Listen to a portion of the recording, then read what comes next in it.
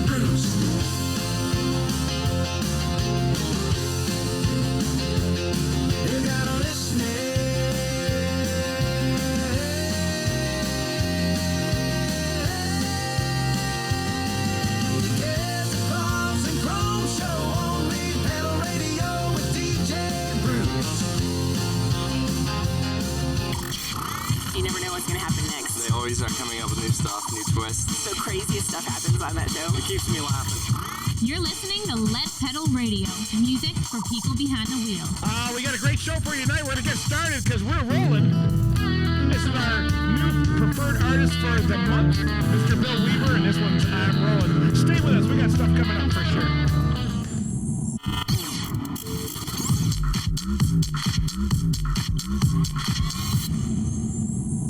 All right, there you go. So we are going to get started with our first guest tonight. But that was Bill Weaver that we just played called I'm Rollin'. Bill passed away last July, actually, June or July.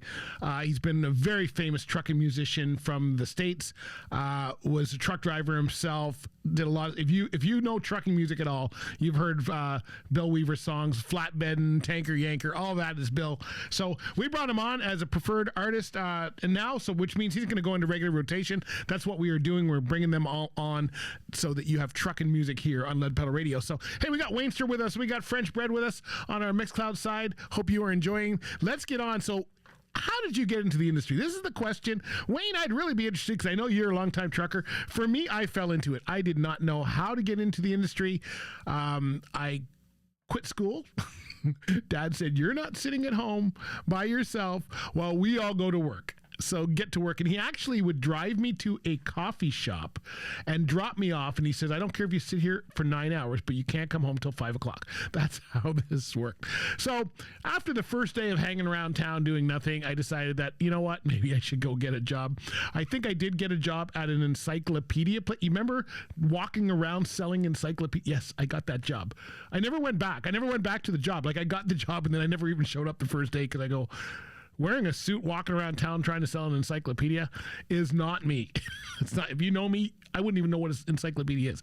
Anyway, back then they had a whole bunch of them. So, anyway, I fell into the industry. We're going to find out from OJ how he got in. Now, OJ has been on the podcast before, which is where this interview came from. And he is a veteran truck driver, long live. He is now a recruiter for Scott Lynn. Scott Lynn hauls produce all across North America. But he tells some funny stories here. I'm sure you're going to enjoy it. So let's get on with it. Here we go. OJ Sidor on the Chords and Chrome show. Everybody on the line, I've got OJ Sidor from Scott Lynn. How are we doing today, OJ?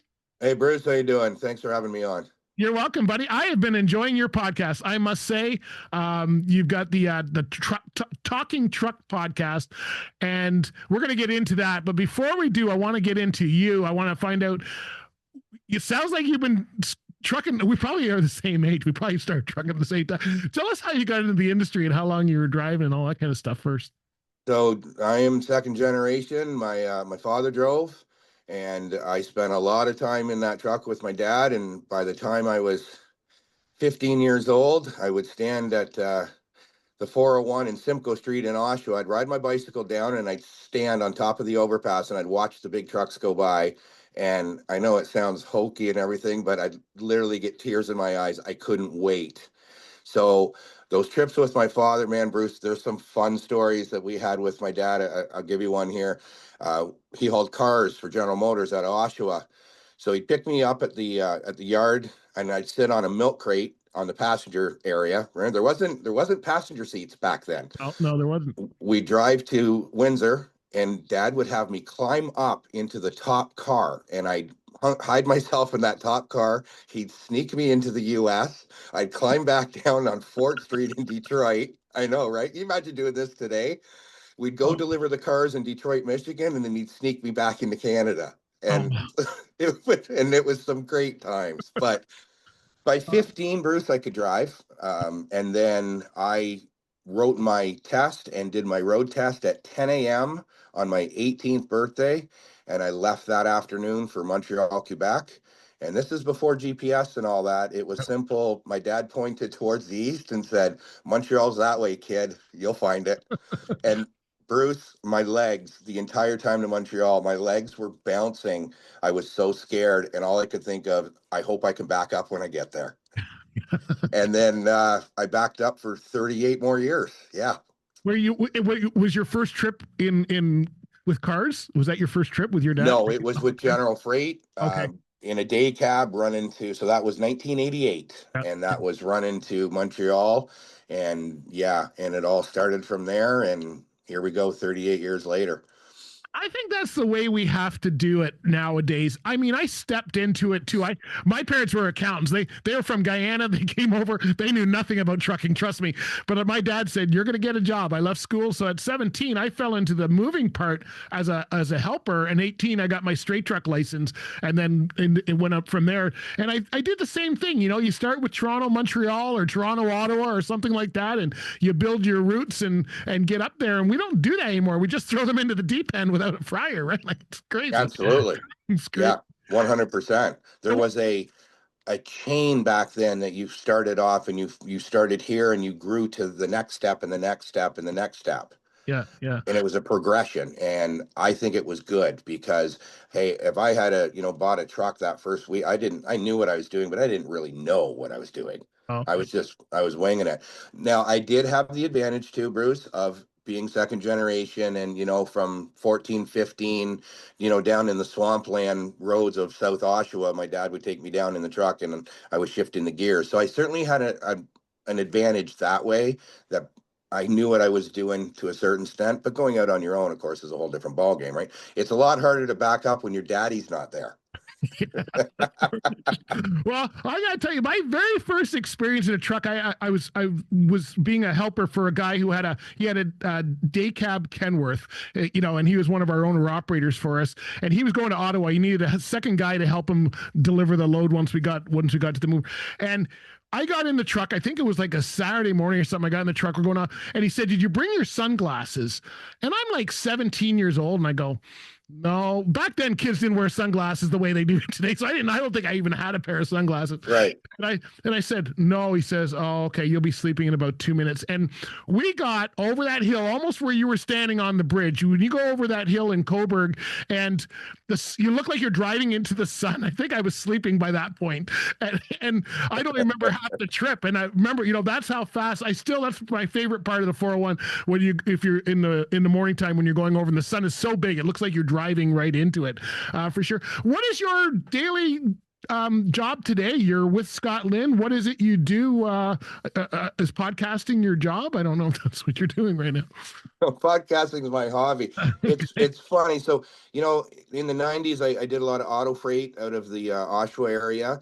And then I was working directly with General Motors. And I thought, Bruce, I was going to retire from there. And then 2008 hit. And we know what happened in Oshawa GM. And I was out of work. Never thought I would be there. And I found Scott Lynn. And I joined Scott Lynn. I started off as an owner operator. And then I spent a lot of time running California for Scott Lynn. And I guess we go 15 years with them, and really love the company, love driving for them. Very good to me and my family.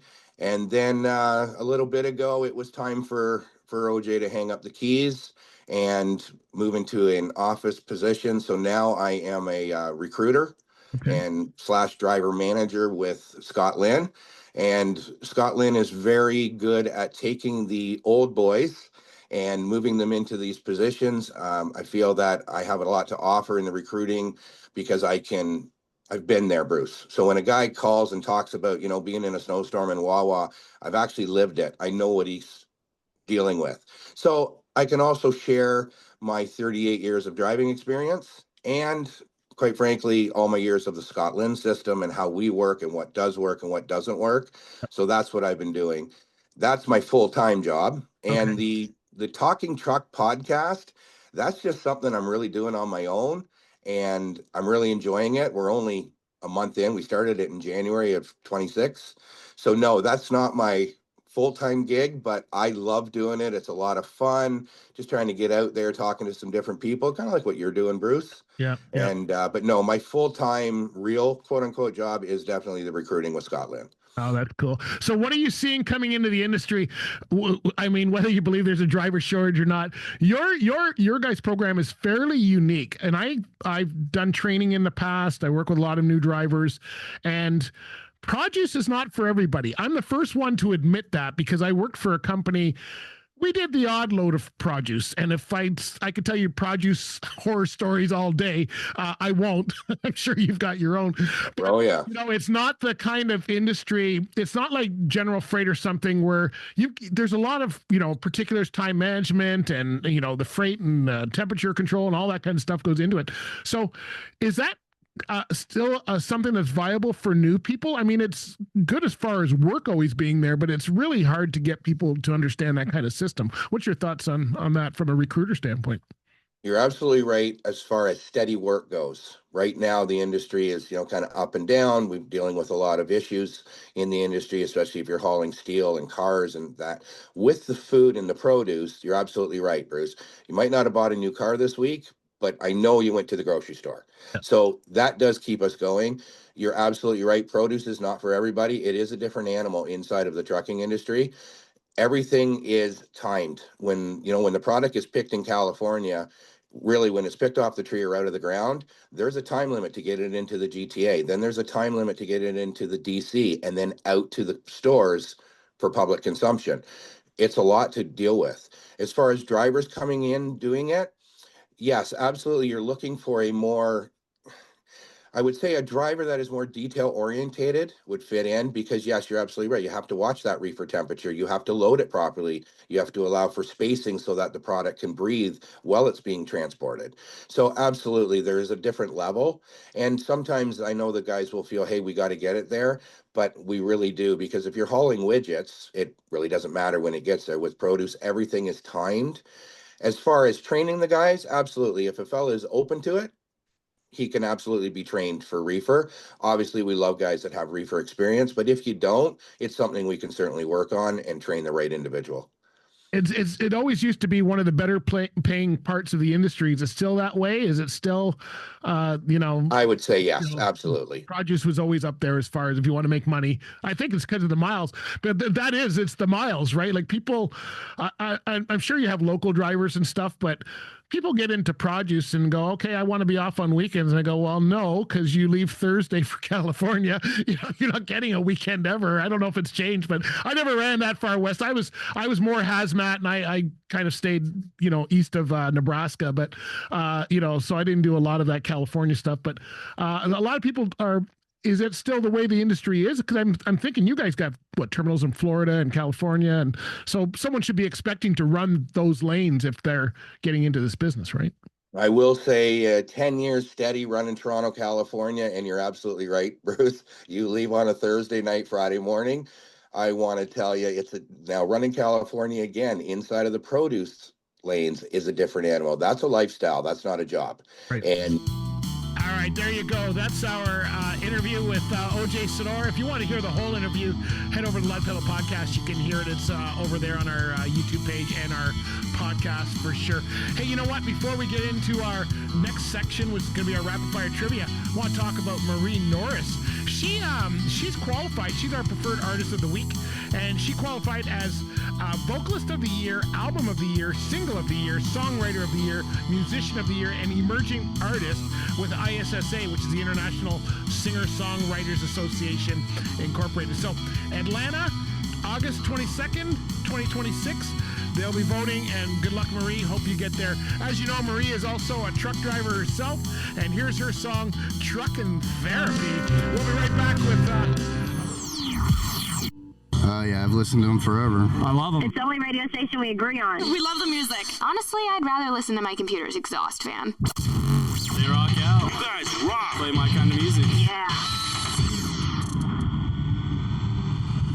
All right, I got a great bike. This is actually a bike. It's not a truck. I know it's feature truck of the week, but we don't have feature truck of the week. But we do have a very cool. And since OJ is with Scott Lynn, I thought it'd be perfect to show. If you were at Truck World, you probably saw this in person. And this thing is one sweet ride. I think what I like about it the most is the murals on it. Now, this bike actually sits. It actually sits in the lobby. If you go to Scotland's, their terminal, which is out in, I'm going to say Dover. It's out that way. Simcoe, Dover way it's out that way. This actually sits in their lobby area. When you walk in, the bike is right there. Now, you're going to wind up in the Pokey with Smokey, all right. Hey, thanks for listening to Chords Chrome. Hope you enjoyed that. We will see you next week. We'll see you at the Woodstock Truck Show. Big thank you to OJ Sidor for being on the show, and we'll catch you next time, my friends. Hey, tell all your friends. Let's get on with some good old trucking stuff, shall we? See you